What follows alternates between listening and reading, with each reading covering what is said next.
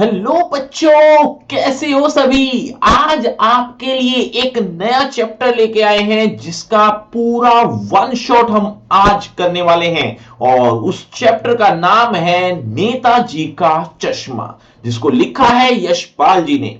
यशपाल जी ने इस पूरे चैप्टर में क्या बताया है, इसकी लाइन बाय लाइन एक्सप्लेनेशन आज हम करने वाले हैं, और वो भी एक वन शॉट के रूप में। तो देर किस बात की, जल्दी से अपने यारों दोस्तों मित्रों को इस वीडियो को शेयर कर दो और आप भी जुड़ जाओ। तो करते हैं शुरू। नमस्ते, मेरा नाम आशीष है। देखो बच्चों, पाठ है नेताजी का चश्मा, जिसको लिखा है यशपाल जी ने। यहां मैं आपको मेंशन भी कर सकता हूं। यशपाल जी जो इस पाठ के लेखक हैं, उन्होंने इस पूरे पाठ में देशभक्ति दिखाई है। देशभक्ति उन्होंने दिखाई है, या यूं कह सकते हैं कि उनके द्वारा या उनके माध्यम से एक हालदार साहब हैं, जो एक पात्र हैं, वो इस पाठ में आपको दिखेंगे। एक तो वो है और एक होंगे कैप्टन। एक कैप्टन और एक हालदार साहब,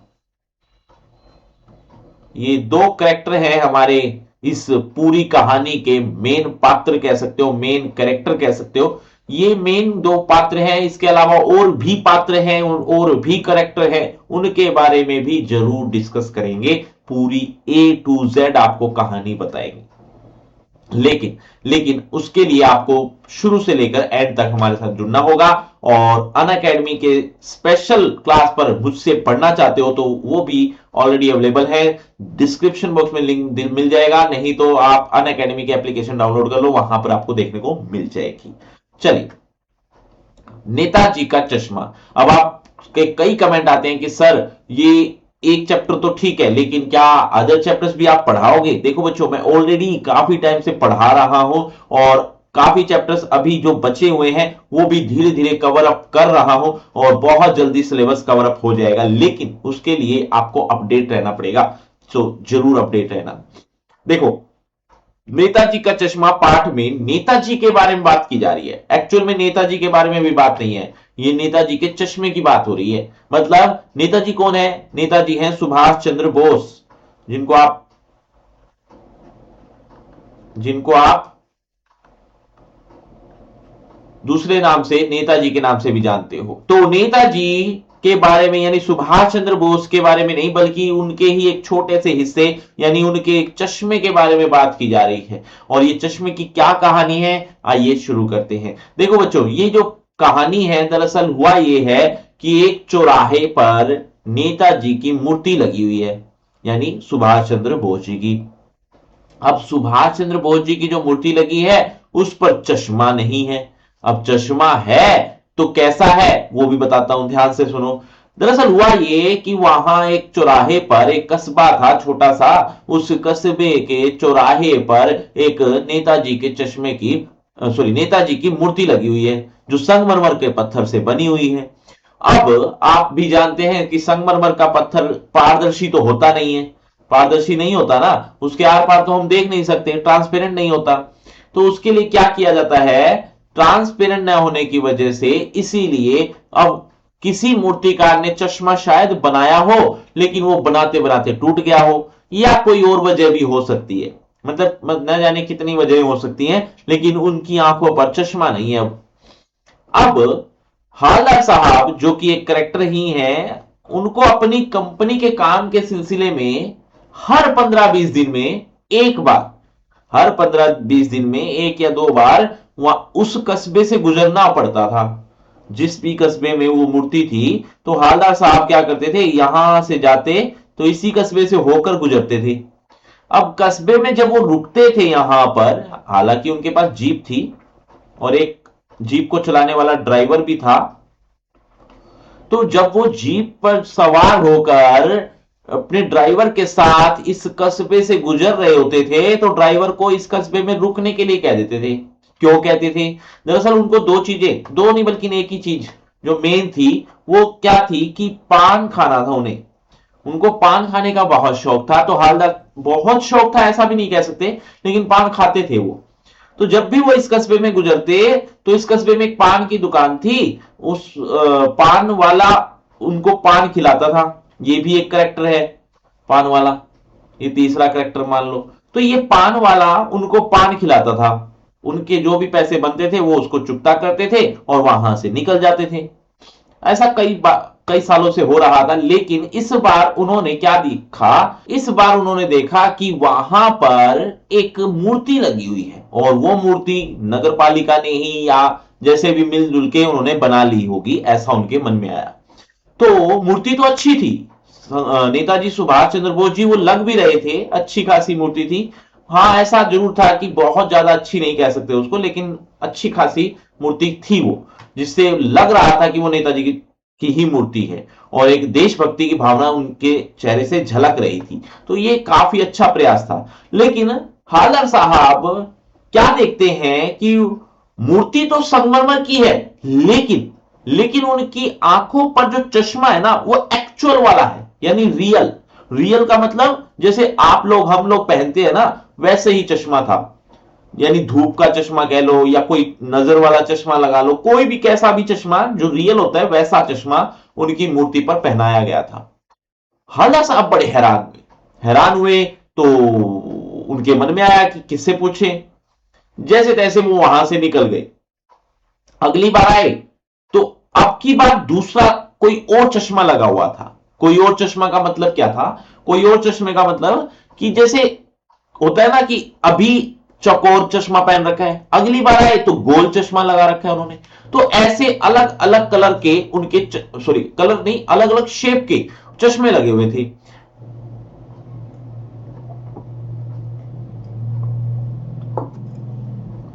तो चश्मों को बदलते हुए देखना ये और ज्यादा हैरानी कर रहा था। किसके लिए? हालदार साहब के लिए।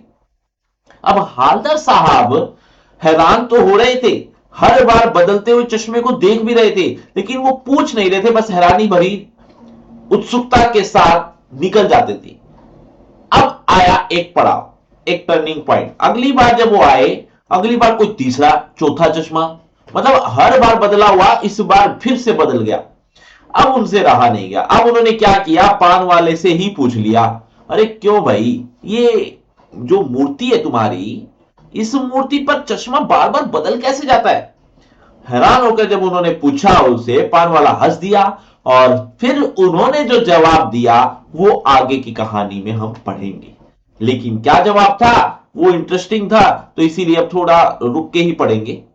ठीक है, मतलब रुक के का पढ़ने का मतलब जितना अभी हमने समझा है उसको एक बार लाइन बाय लाइन से समझ लेते हैं, ठीक है, ताकि आपको और अच्छे से आ जाए। देखो, हालदार साहब को हर 15वें दिन कंपनी के काम के सिलसिले में उस कस्बे से गुजरना पड़ता था। ठीक है, कस्बा बहुत बड़ा नहीं था, जिसे पक्का मकान कहा जा सके वैसे कुछ ही मकान थे, और जिसे बाजार कहा जा सके वैसा एक ही बाजार था। मतलब क्या, इसका क्या मतलब है? जिसे पक्का मकान कहा जा सके का मतलब यह है कि कोई अच्छा सा ठीक ठाक जो पक्का मकान हो, जिसे कह सकते हैं कि हाँ ये पक्का मकान है, वैसे तो कुछ ही मकान थे, बाकी पक्के नाम के ही थे, एक्चुअल में उनकी कंडीशन अच्छी नहीं थी। इसका मतलब ये है, और इसका मतलब बताने का सिर्फ इतना ही है कि कस्बा बहुत ज्यादा ऐसे संपन्न परिवारों से भरा हुआ नहीं था। ठीक है, और ऐसा ही एक बाजार भी था। बाजार जिसको कह सकते हैं कि हाँ ये बाजार है, वो एक ही था, ऐसा नहीं कि बहुत सारे बाजार थे। कस्बे में एक लड़कों का स्कूल था, ठीक है, एक लड़कियों का स्कूल था, एक सीमेंट का छोटा सा कारखाना भी था, दो ओपन एयर सिनेमा घर भी थे, और एक ठो नगर पालिका भी थी। नगर ठो का मतलब यहां पर ये महाराष्ट्र लैंग्वेज में आता है, आप में से कई महाराष्ट्र के होंगे, अक्सर बात में कहते कहते ठो बोल देते हैं, वैसे दो को भी कह देते हैं, एक ठो, एक दो, यानी एक दो नगर पालिका भी थी। नगर पालिका थी तो कुछ ना कुछ करती भी रहती थी, ठीक है, कुछ ना कुछ करेगी ना, वो आई है, बनी है, कुछ उसके कर्मचारी हैं तो कोई तो काम होगा। कभी कोई सड़क, अब वो कौन कौन से काम करवाती थी वो यहां लिखा हुआ है, जैसे कोई सड़क पक्की करवा दी, ये भी उसका काम था। कभी कोई पेशाब घर बनवा दिए, ये भी उसका काम था। कभी कबूतरों की छतरी भी बनवा दी जाती थी, तो कभी कवि सम्मेलन भी करवा दिए जाते थे। इसी नगर पालिका के किसी उत्साही बोर्ड या प्रशासनिक अधिकारी ने, मतलब कोई नगर पालिका को कोई बोर्ड रहा होगा, कोई कमेटी रही होगी, या फिर कोई अधिकारी रहा होगा, उसने एक बार शहर के मुख्य बाजार के मुख्य चौराहे पर नेताजी सुभाष चंद्र बोस की एक संगमरमर की प्रतिमा लगवा दी। अब शहर के मुख्य बाजार का मतलब ये है, ये कस्बे का ही, कस्बे के बारे में ही कहा जा रहा है। तो उसका जो मुख्य बाजार था, उसका जो मुख्य चौराहा था, यानी वो जो गढ़ था, उस पर नेताजी सुभाष चंद्र बोस की एक संगमरमर की प्रतिमा लगवा दी। प्रतिमा का मतलब क्या है? प्रतिमा का मतलब है मूर्ति। याद रख लेना एग्जाम के लिए। यह कहानी उसी प्रतिमा यानी उसी मूर्ति के बारे में थी, या उसी मूर्ति के बारे में है, बल्कि उसके भी एक छोटे से हिस्से के बारे में। और वो किस हिस्से के बारे में? चश्मे के बारे में। ठीक है, चलो आगे बढ़ते हैं। पूरी बात तो अब पता नहीं क्या हुआ, लेकिन लगता है कि देश के अच्छे मूर्तिकारों की जानकारी नहीं होना, या अच्छी मूर्ति की लागत अनुमान और उपलब्ध बजट से कहीं बहुत ज्यादा होना के कारण काफी समय ऊहापोह चिट्ठी पत्री में बर्बाद हुआ होगा। अब इस 3 लाइनों का मतलब क्या था, बहुत सा आसान भाषा में समझो। क्या मतलब था कि पूरी बात तो नहीं पता लेखक को, लेखक कहता है मुझे नहीं पता पूरी बात, लेकिन लगता है कि देश के अच्छे मूर्तिकारों की जानकारी नहीं होने पर, यानी देश के अच्छे मूर्तिकार की जानकारी नहीं थी कि कौन कौन से मूर्तिकार होते हैं, कैसे बनाते हैं, या इस तरह की जो गतिविधि थी वो उसके अनुमान से अलग ही थी। तो क्या हुआ, उनकी मूर्ति की लागत अनुमान और उपलब्ध बजट से कहीं ज्यादा हो गया। मतलब मूर्तिकारों की जानकारी भी नहीं थी, और मूर्ति की जो लागत थी कितनी थी, जैसे मान लेते 10 रुपए थी, तो उनके पास सिर्फ 7-8 रुपए थे, 10 रुपए थे ही नहीं। तो अब पैसे ज्यादा भी तो चाहिए, अच्छे मूर्तिकार से बनवानी है, तो अच्छी मूर्ति बनवानी है तो पैसे ज्यादा चाहिए। फॉर एग्जाम्पल 10 रुपए मान लेते हैं, लेकिन उनके पास उपलब्ध बजट क्या था? 8 रुपए। तो ये जो 8 रुपए थे ना, अब इससे तो कोई बेकार सा या नॉर्मल सा ही मूर्तिकार मिलेगा, यानी बहुत अच्छा नहीं मिल सकता। ठीक है, तो बेकार तो नहीं, लेकिन उन्होंने अच्छा खासा ठीक ठाक सा ढूंढ लिया एक मूर्तिकार। तो वो बजट से कहीं ज्यादा होने के कारण काफी समय तो ऐसा भी हुआ होगा क्या, कि ऊहापोह और चिट्ठी पत्री में बर्बाद हुआ होगा। ऊहापोह मतलब होता है उलझन। कहां लिखूं? यहां लिख देता हूं। ऊहापोह का मतलब उलझन, और चिट्ठी पत्री में बर्बाद किस चीज वजह से? चिट्ठी पत्री लिखी होगी कि इसके लिए तो 10 रुपए लग रहे हैं, हमारे पास 8 रुपए हैं, 2 रुपए का बजट और दो, है ना, ऐसा भी हुआ होगा। तो बर्बाद तो हुआ।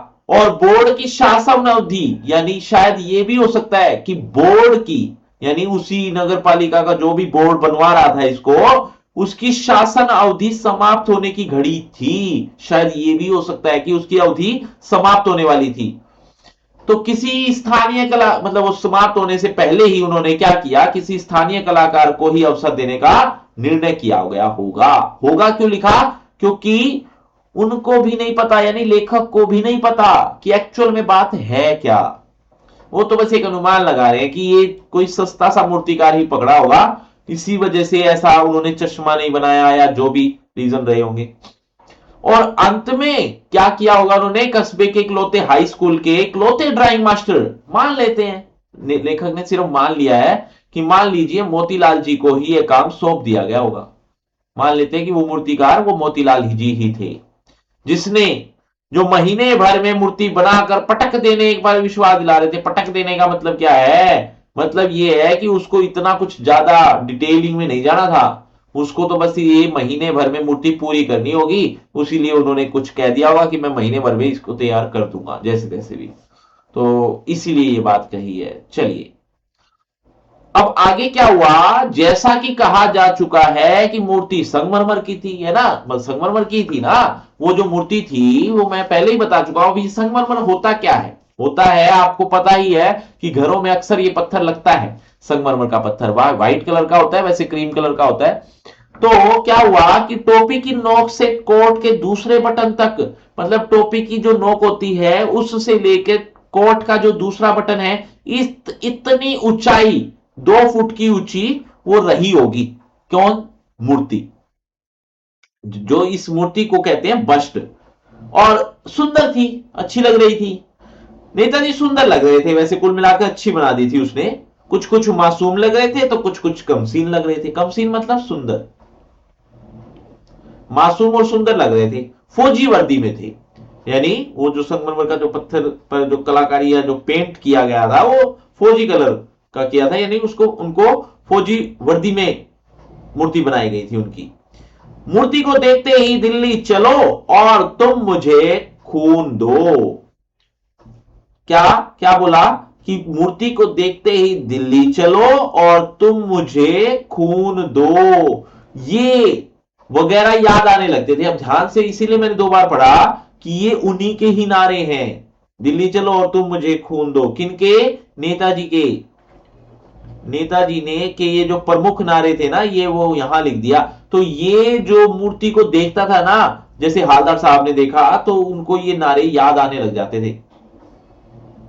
इस दृष्टि से मतलब इसके तहत यह सफल और सराहनीय प्रयास था। सफल और सराहनीय तो था मूर्ति बनाना, है ना, तभी तो नारे याद आ रहे हैं, देशभक्ति जाग रही है। तो ये कुल मिला के ठीक था। केवल एक चीज की कसर थी। अब वो एक चीज कौन सी है वो आप जानते ही हैं, जो देखते ही खटकती थी। क्या खटकती थी? नेताजी की आंखों पर चश्मा नहीं था बच्चों। अब ध्यान से सुनो, चश्मा नहीं था का मतलब क्या है, ध्यान से समझना। अब मैं पहले ही बता चुका हूं कि संगमरमर की मूर्ति थी और उन्होंने उस संगमरमर का चश्मा अगर वो पहना दिया जाता तो उनकी आंखें छुपती, जो कि छुपने तो वैसे भी थी, लेकिन उन्होंने जो ओरिजिनल में चश्मा पहन रखा है वो तो पारदर्शी है। अब संगमरमर का पारदर्शी चश्मा कैसे बनाया जाए, तो यही एक कश्मकश है। तो यही बात लिखी हुई है कि नेताजी की आंखों पर चश्मा नहीं था, यानी चश्मा तो था लेकिन संगमरमर का नहीं था। एक सामान्य और सचमुच के एक सामान्य और सचमुच के चश्मे का चौड़ा काला फ्रेम मूर्ति को पहना दिया गया था। हालदार साहब जब पहली बार इस कस्बे से गुजरे और चौराहे पर पान खाने रुके, तभी उन्होंने इसे लक्षित किया। अब इसका क्या मतलब है, ध्यान से समझना कि हालदार साहब जब पहली बार इस कस्बे से कभी गुजरे होंगे तो चौराहे पर पान खाने रुकते ही हैं, रुके भी होंगे, तो उन्होंने इसे लक्षित किया। लक्षित करने का मतलब क्या है? लक्षित करने का मतलब उन्होंने टारगेट किया, देखा उसको, पहली बार नोट किया उसको, पहली बार उन्होंने नोट किया इस बात को। और उनके चेहरे पर एक कौतुक भरी यानी जिज्ञासा भरी, हैरानी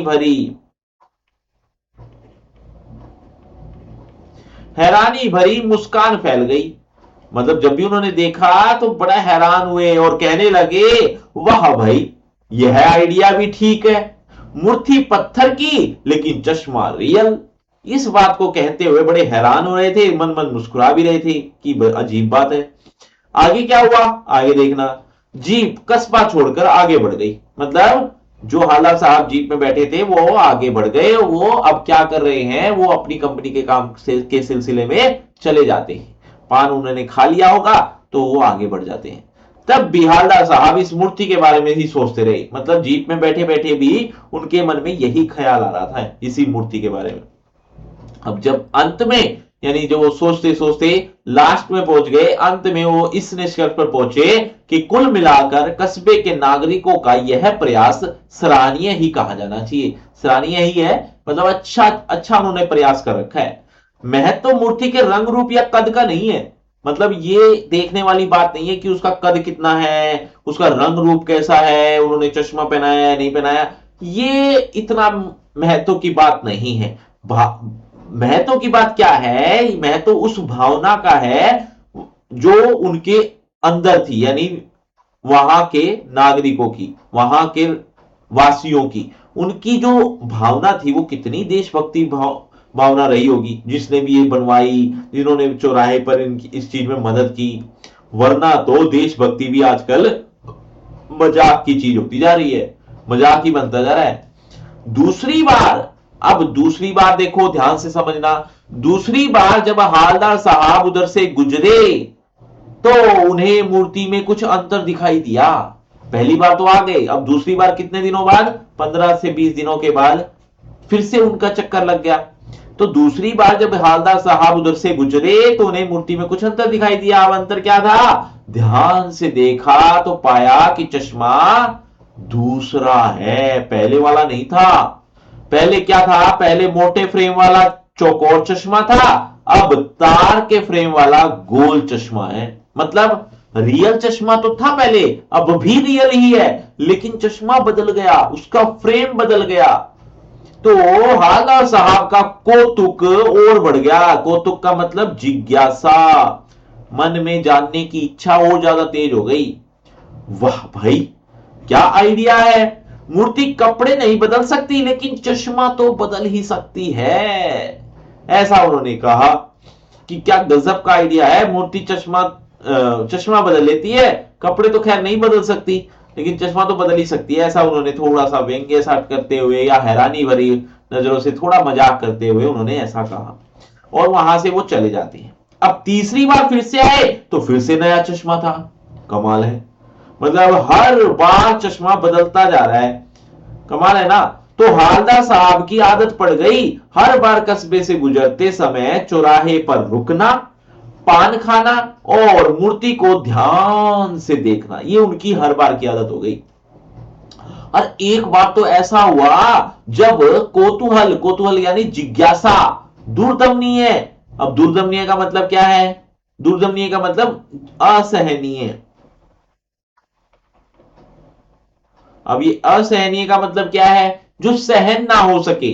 तो जब कौतूहल यानी जिज्ञासा दूरदमनीय हो उठी यानी असहनीय हो उठी, तो पान वाले से ही पूछ लिया। क्या पूछा? क्यों भाई, क्या बात है? ये तुम्हारे नेताजी का चश्मा हर बार बदल कैसे जाता है? ये बात हैरान होते हुए पूछी। किसने? हवलदार साहब ने। किससे? पान वाले से। तो पान वाले, अब पान वाले के बारे में भी ध्यान से सुनो। पान वाला बिल्कुल ऐसा था, मोटा ताजा, मतलब एक तो काला रंग था उसका, दूसरा वो पान भी चबाता रहता था हर वक्त। मतलब हालांकि पान बेचता था वो, लेकिन वो पान खुद भी खाता रहता था साथ साथ।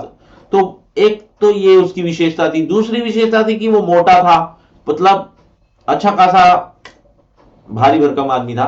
तो पान वाले की ये खासियत तो जान ली, वही यहां पर आपको अब पढ़ने को मिलेगी 3-4 लाइन में। क्या कहा कि पान वाले के खुद के मुंह में पान ठुसा हुआ था। वह एक काला, मोटा और खुश मिजाज, काला भी था, मोटा भी था और खुश मिजाज आदमी था। खुश मिजाज मतलब जो खुश रहता है, हमेशा हंसता रहता है, खुश रहने वाला, हमेशा उसके चेहरे पर मुस्कान रहेगी, हंसता रहेगा, लाफिंग करता रहेगा, वगैरह वगैरह। इस तरह की चीजें उसके दिमाग में रहती थी या उसके स्वभाव में थी। हवलदार साहब का प्रश्न सुनकर वह आंखों ही आंखों में हंसा। कौन सा प्रश्न है कि ये बार बार चश्मा बदल कैसे जाता है? तो वो हंसने लगा। क्यों आंखों ही आंखों में हंसा? क्योंकि वो अब जबड़े से तो हंस नहीं सकता था, उसके पान में, उसके मुंह में पान था, इस वजह से। तो आंखों ही आंखों में हंसा और उसकी तोंद थिरकी। तोंद थी मतलब मोटा था तो उसकी तोंद निकली हुई था, उसका पेट निकला हुआ था। तो जब मोटा आदमी हंसता है ना, तो उसका पेट भी हंसता है, आपने कभी नोट किया हो। तो वो थिरकने लगी, वो नाचने लगी। पीछे घूमकर उसने दुकान के नीचे पान थूका। पान नहीं थूकेगा तो बोल नहीं पाएगा। और अपनी लाल काली बत्ती सी दिखाकर बोला, कैप्टन चश्मे वाला करता है। मतलब ये जो चश्मे बदल रहे हैं ना, ये कैप्टन चश्मे वाला ही करता है। तो अब उनको हवलदार साहब को ये तो पता लगा कि कोई चश्मे वाला है जिसका नाम कैप्टन है, वो ये काम करता है। बस इतनी ही बात समझ में आई उसको, हवलदार साहब को, इस एक लाइन से। तो अब एक इससे पहले ये लिखा हुआ है कि अपनी लाल काली बत्तीसी। बत्तीसी का मतलब क्या होता है? दांत।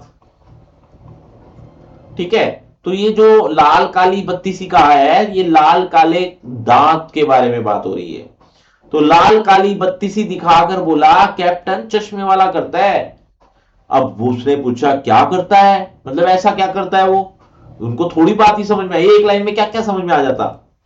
तो क्या कहा, उन्होंने पूछा क्या करता है। हवलदार साहब को कुछ समझ नहीं आया तो इसलिए पूछ लिया क्या करता है वो।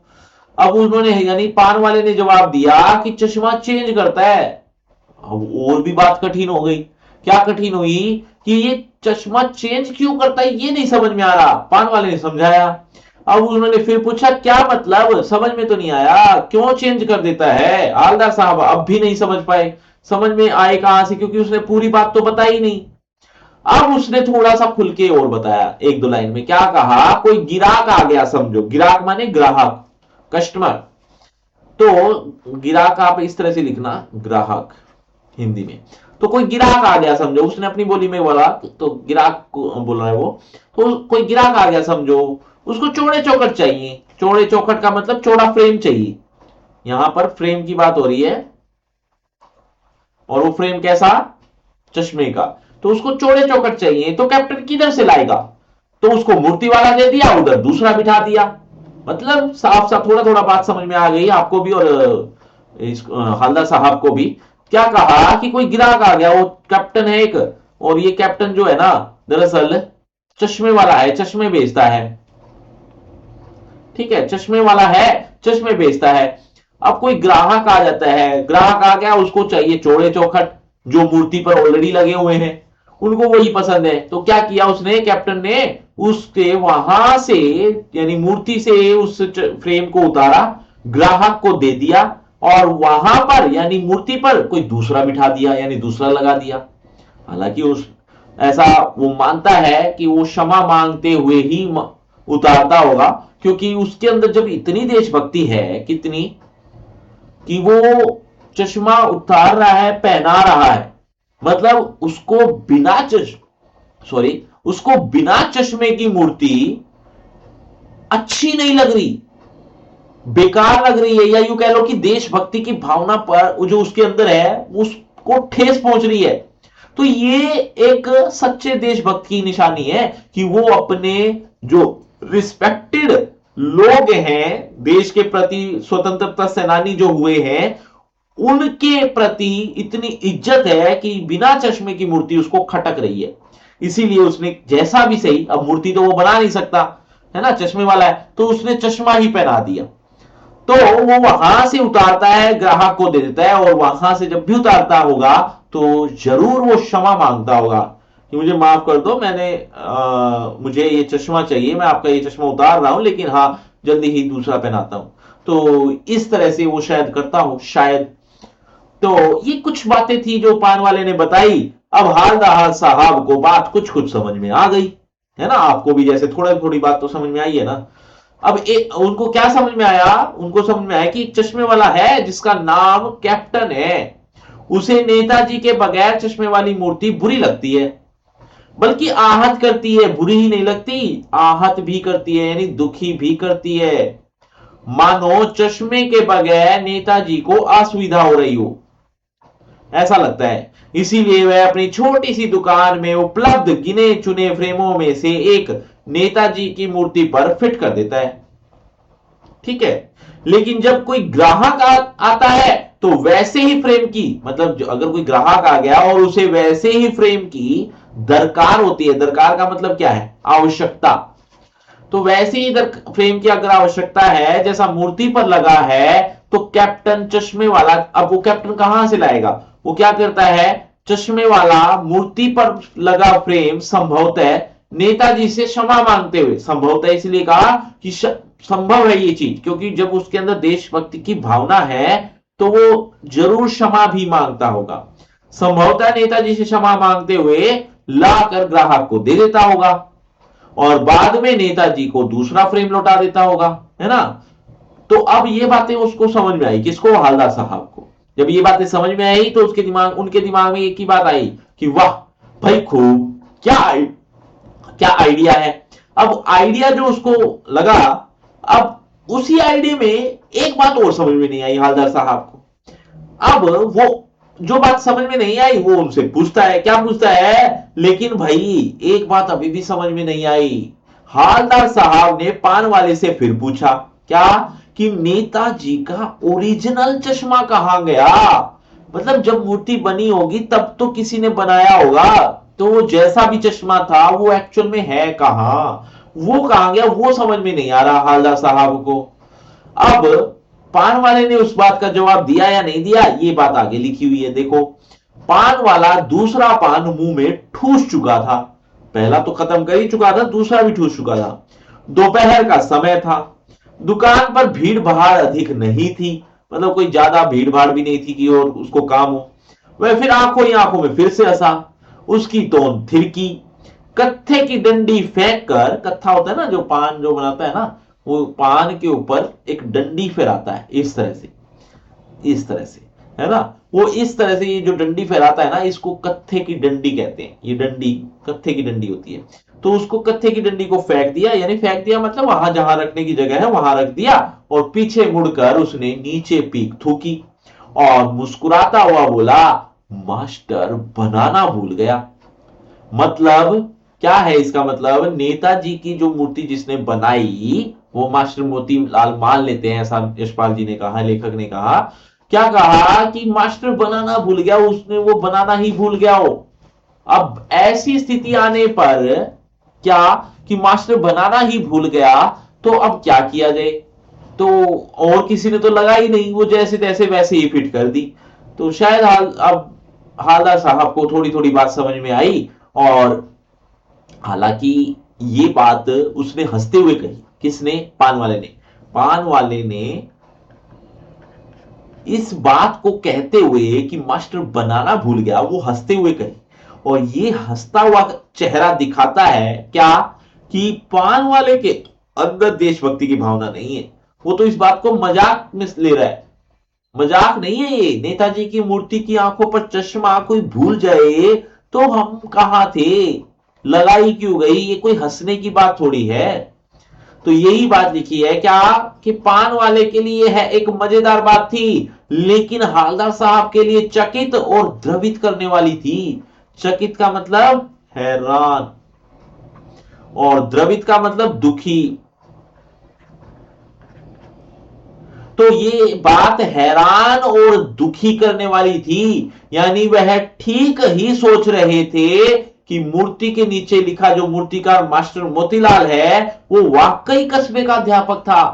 बेचारे ने महीने भर में मूर्ति बनाकर पटक देने का वादा कर दिया होगा, और बना भी ली होगी। अब आगे जो हम पढ़ने वाले हैं वो यही पढ़ने वाले हैं क्या कि जो मूर्तिकार है वो एक्चुअल में मूर्ति के ऊपर चश्मा क्यों नहीं बना पाया होगा। ये बात यहां लिखी गई है। क्या? एक अनुमान लगाया गया हालदार साहब के द्वारा। वो सोच रहे हैं कि क्यों नहीं बना पाया होगा। तो वही यहां सोच जो उनकी है वो यहां लिखी हुई है। क्या लिखा है कि बेचारे ने महीने भर में मूर्ति बनाकर पटक देने का जो वादा है वो कर लिया होगा, और बना भी ली होगी, लेकिन पत्थर में पारदर्शी यानी ट्रांसपेरेंट चश्मा कैसे बनाया जाए, कांच वाला बनाया जाए, यह तय नहीं कर पाया होगा। मतलब ये कांच वाला कैसे बनाए ये समझ में नहीं आया, या फिर कोशिश तो की होगी और असफल रहा होगा, है ना। या ऐसा भी हुआ होगा कि बनाते बनाते कुछ बारीकी के चक्कर में चश्मा टूट गया होगा। मतलब बनाने की कोशिश की होगी, बारीकी का काम है, मतलब बहुत बारीकी से ये काम करना पड़ेगा। तो ये जो बारीकी के चक्कर में जो चश्मा था वो शायद टूट गया हो, या पत्थर का चश्मा अलग से बनाकर फिट किया होगा, ऐसा भी हो सकता है। और वह बाद में निकल गया होगा, ऐसा भी हो सकता है। दोनों ही, मतलब ये सारी स्थिति हो सकती है। और रात में वो सोचते सोचते कहते हैं उफ, मतलब बस इससे ज्यादा मैं नहीं सोच सकता। ये बात इसलिए लिखी गई है। अब हालदार साहब को यह सब कुछ बड़ा विचित्र और कौतुक भरा यानी हैरानी भरा लग रहा था। इन्हीं ख्यालों में खोए खोए पान के पैसे चुकाकर, पान के उन्होंने पैसे चुकाए चश्मे वाले की देशभक्ति के समक्ष, समक्ष यानी सामने। क्या कहा कि इन्हीं ख्यालों में खोए खोए पान के पैसे चुकाकर चश्मे वाले के देशभक्ति के समक्ष नतमस्तक होते हुए यानी सिर झुकाते हुए नमस्कार करते हुए अंदर ही अंदर क्या करा, वह जीप की तरफ चले। और फिर एक अचानक रुके। अभी वो जीप में बैठे नहीं थे, वो अचानक रुके, पीछे मुड़े और पान वाले के पास जाकर पूछा, क्या कैप्टन नेताजी चश्मे, सॉरी फिर से पढ़ता हूं, क्या कैप्टन चश्मे वाला नेताजी का साथी है या आजाद हिंद फौज का भूतपूर्व सिपाही। अब ये बात ध्यान से समझो, सुनो क्या कहा, एक बार ध्यान से सुनना कि क्या कैप्टन चश्मे वाला, जो कैप्टन नाम दे दिया है ना, ये ध्यान से समझना। अब ये हालदार साहब को थोड़ा हैरानी भरा लग रहा था। क्या कहा? कैप्टन, उसने जब कैप्टन सुना पान वाले से कि कैप्टन है, तो कैप्टन तो मतलब कोई अच्छा पद वाला होगा, नेताजी का या तो साथी रहा होगा, इसीलिए उसको लोग कैप्टन कहते हैं, या आजाद हिंद फौज का भूतपूर्व सिपाही रहा होगा, इसीलिए भी कैप्टन कहते होंगे, कुछ तो रहा होगा, ऐसा थोड़ी कैप्टन कह देंगे। लेकिन लेकिन लेकिन लेकिन एक्चुअल में वो बात नहीं थी, ऐसी कोई बात नहीं थी। कैप्टन तो उसको मजाक में कहा जाता था, क्योंकि उसके अंदर देशभक्ति की भावना थी, है ना। लोग उसको मजाक में ही कैप्टन कैप्टन कहने लगे, तू तो कैप्टन है ना, मजाक बनाकर उसको, जैसे अक्सर लोग करते हैं ना, जैसे मजाक बना लेते हैं, कोई उपनाम दे देते हैं मजाक के लिए, तो वो उपनाम उसका पक गया, कैप्टन ही कहने लगे सब लोग। हालांकि वो उसका हकदार भी था, वो कैप्टन बनने के हकदार भी था, क्योंकि उसके अंदर देशभक्ति की भावना है, लेकिन लोगों ने उसको मजाक में कहना शुरू किया था। तो अब हालदार साहब को क्या पता ये बातें। तो हालदार साहब ने पूछा, क्या कैप्टन चश्मे वाला नेताजी का साथी है या आजाद हिंद फौज का भूतपूर्व सिपाही? तब पान वाला नया पान खा रहा था। पान पकड़े अपने हाथ को मुंह से 1.5 इंच दूर रोककर उसने हालदार साहब को ध्यान से देखा और फिर अपनी लाल काली बत्ती सी दिखाई। इसके बारे में पहले ही बात कर चुका हूं, लाल काली बत्ती सी क्या है। तो और मुस्कुरा कर बोला, नहीं साहब, वो लंगड़ा क्या जाएगा फौज में, पागल है पागल, वो देखो वो आ रहा है, उसी से बात कर लो, फोटो वोटो छपवा दो उसका कहीं। अब ये बात बहुत मतलब द्रवित करने वाली थी। उस पान वाले ने जो ये बात कही, क्या क्या बोला वो, कि अपनी लाल काली बत्ती दिखाई और मुस्कुराकर बोला, नहीं साहब, वो लंगड़ा है, लंगड़ा क्या जाएगा फौज में, वो फौज में कैसे जा सकता है। अब इससे इस बात का अंदाजा हुआ कि एक आदमी है जिसका पैर नहीं है ना। अब उस पैर न होने की वजह से या लंगड़ाते हुए चलने की वजह से उसको लोग मजाक में कैप्टन कह दिया गया है। और पागल है पागल, मतलब पागल कह रहे हैं, मतलब खासतौर पे पान वाला, वो देखो वो आ रहा है, उसी से बात कर लो, मतलब वो पीछे ही कहीं आ रहा था वहीं से ही। तो वो अब वो कहता है पान वाला कि फोटो वोटो छपवा दो उसका कहीं, क्योंकि तुम तो बड़े आदमी हो, तुम कुछ कर सकते हो, इसका फोटो वोटो लगवा दो, मजाक करने लगा उसका। अब क्या हुआ, हालदार साहब को ये बात अच्छी नहीं लगी, खैर अच्छी लगने वाली भी नहीं थी, देशभक्त है एक कैप्टन, उसका मजाक बनाया जा रहा है, तो ये अच्छी बात तो नहीं है। लेकिन जब उसने एक्चुअल में मुड़कर देखा, किसने, हालदार साहब ने जब पीछे मुड़कर देखा कैप्टन को, तो हैरानी भरा नजारा था। क्या नजारा था, कि एक आदमी है जो लंगड़ाते हुए आ रहा है और अपाहिज है, उसने एक डंडा ले रखा है, चलने से भी सुविधा हो जाती है उसी डंडे से, और उसी डंडे पर कुछ चश्मे भी लटका रखे हैं, एक हाथ में एक संदूक टाइप में है, छोटा संदूक, तो मतलब शायद उसमें चश्मे ही रहे होंगे। तो चश्मे संदूक में भी है और एक डंडे में डिस्प्ले भी कर रखे हैं, दिखा रखे हैं, ताकि लोगों को पता लग जाए कि चश्मे वाला ही है। तो चश्मा बेचता है ये तो एक अलग बात है, लेकिन देशभक्ति की भावना, अपाहिज होते हुए भी, एक गरीब परिवार से होते हुए भी, ये एक बहुत बड़ी बात थी, लेकिन लोग उसका फिर भी मजाक बना रहे थे। तो ऐसा ही कुछ यहां पर अब हम पढ़ेंगे, देखिएगा। हालदार साहब को पान वाले द्वारा देशभक्त का इस तरह से मजाक उड़ाया जाना अच्छा नहीं लगा। मुड़कर देखा तो अवाक रह गए, चुप रह गए। अवाक का मतलब चुप नहीं होता, वैसे हैरान होता है, चुपचाप हैरानी भरी दृष्टि से देखना। एक बेहद बूढ़ा मरियल सा लंगड़ा आदमी सिर पर गांधी टोपी पहने हुए था और आंखों पर काला चश्मा लगाए हुए था।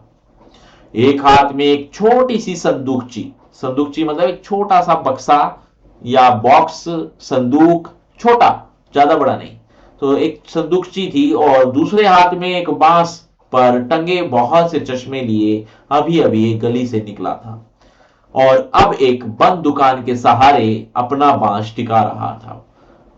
तो उस बेचारे की, अब हालदार साहब ये सोच रहे हैं कि इस बेचारे की दुकान भी नहीं है, फिर ही लगाता है, सॉरी, हालदार साहब चक्कर में पड़ गए।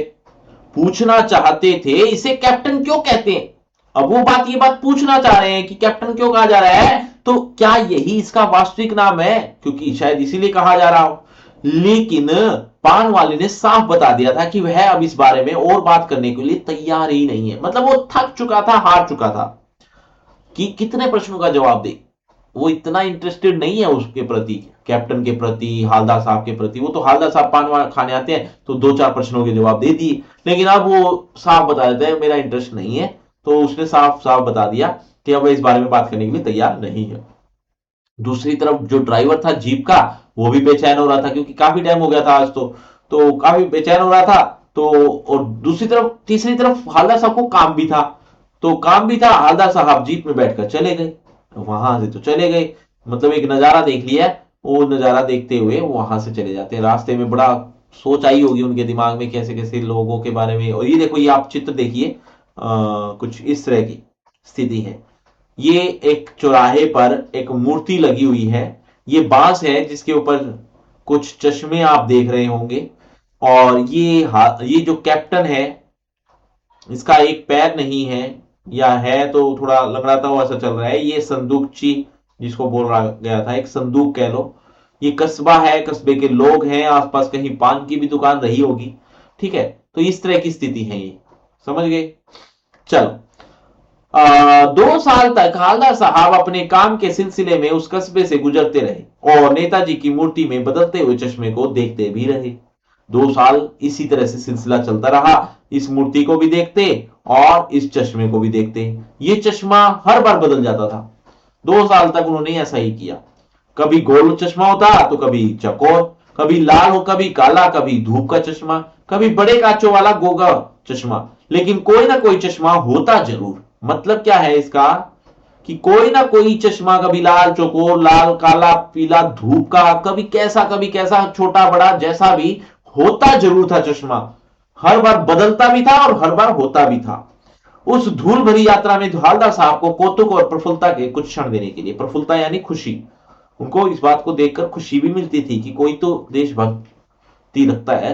कोई तो क्या, मतलब ऐसे तो कई लोग मिल जाएंगे, लेकिन वो जब देख रहे हैं उस प्रत्यक्ष नजारे को तो उनको खुशी मिल रही है।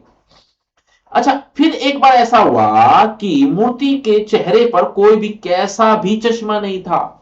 अब आगे की कहानी क्या है, आगे की कहानी ये है कि अब की बार जब वो गए, 2 साल हो गए लगभग, अब जो जा रहे हैं 15-20 दिन बाद फिर से, तो अब की बार उन्होंने देखा, एक बार जब देखा तो उन्होंने चश्मा ही नहीं था वहां पर। यानी नेताजी की मूर्ति पर चश्मा न होना उनको हैरान कर रहा था। अब वो पान खाने के लिए रुकते, लेकिन एक्चुअल में उस दिन पान की दुकान बंद थी।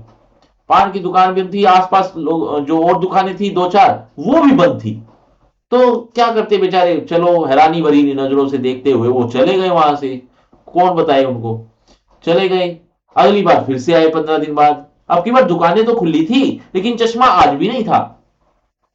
तो हालदा साहब हैरान तो थे, पूछना भी चाहते थे, तो पान वाले से पूछ लिया कि क्यों भाई, आज मतलब क्या बात, तुम्हारे जो ये मूर्ति लगी हुई है चौराहे पर, इसमें कोई चश्मा ही नहीं है आज।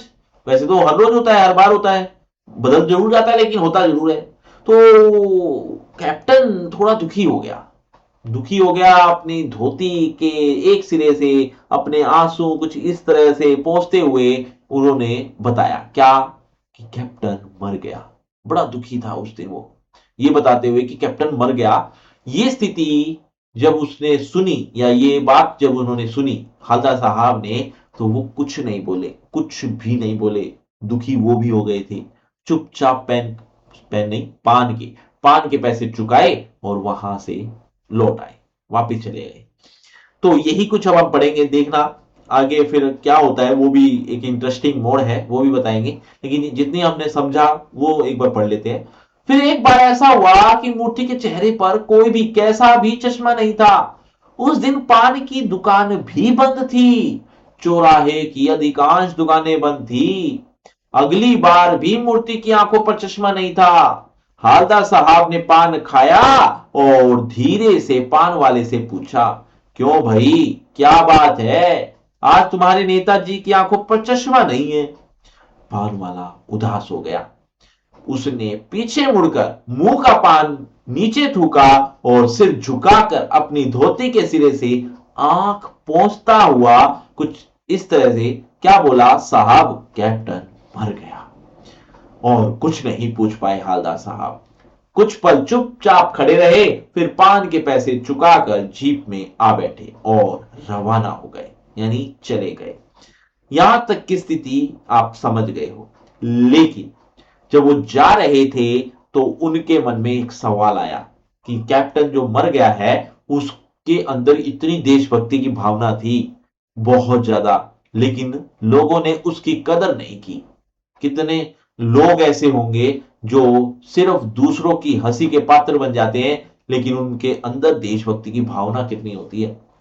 तो वो बार बार सोचते क्या होगा उस कौम का मतलब उस धर्म का, उस उस धर्म या उस देश का जो अपने देश की खातिर घर गृहस्थी जवानी जिंदगी सब कुछ होम देने वालों, होम यानी सब कुछ लुटा देने वालों, न्यौछावर कर देने वालों पर भी हंसती है। लोग हंसते हैं और अपने के लिए बिकने के मौके, सॉरी, अपने लिए बिकने के मौके ढूंढती है।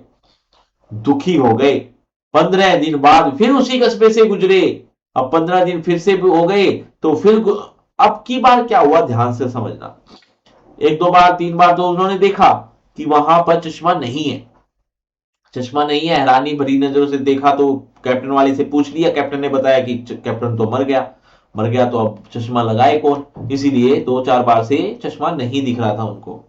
स्थिति ये हुई कि अगली बार फिर से आए वो। अगली बार जब आए तो मन तो उदास था ही। कस्बे में जाएंगे, कैप्टन के याद आएगी और मूर्ति दिखेगी, उस पर चश्मा नहीं दिखेगा, वगैरह वगैरह, ये सारी चीजें एक बार फिर से मन में आएंगी। इसीलिए ड्राइवर को क्या कहा कि आज ना पान नहीं खाने का मन ही नहीं है पान खाने का, तो आप क्या करना, सीधे ही निकल जाना, कस्बे में नहीं रुकेंगे आज। ऐसा उन्होंने कहकर ड्राइवर से अपनी सीट पर आकर बैठ गई, जीप में आकर बैठ गए। ड्राइवर ने चलाना शुरू किया। धीरे धीरे वो कस्बा भी आ गया। अब जैसी होता है ना, आपके साथ भी ऐसा होता हो कि अगर मैं आपको कहूं या कोई भी आदमी कहे आपको कि आपको ये काम नहीं करना या पीछे मुड़कर नहीं देखना, तो आप क्या करोगे, एक बार तो पीछे मुड़कर देखोगे कि कोई मना कर रहा है, सामने वाला क्यों मना कर रहा है कि पीछे मुड़कर नहीं देखना, ऐसा क्या है पीछे। तो एक बार तो जरूर देखोगे, चाहे कुछ हो या चाहे ना हो, लेकिन एक बार तो देखने का मन करेगा। तो वैसे ही उनके साथ भी हुआ। मानव का स्वभाव है। हालदार साहब जब उस कस्बे से गुजर रहे थे तो उनका मन हुआ कि चलो एक बार तो देख लेते हैं। उनकी नजर अपने आप ही चली गई एक्चुअल में।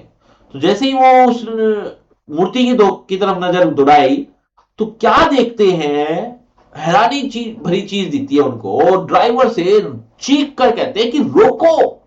वो भी जीप रुकी भी नहीं थी, चलती स्पीड में ही, मतलब चलती गाड़ी में ही वो उतर गए और वहां उस मूर्ति के सामने अटेंशन में खड़े हो जाते हैं और भावुक हो जाते हैं। उनकी आंखों से आंसू आ जाते हैं।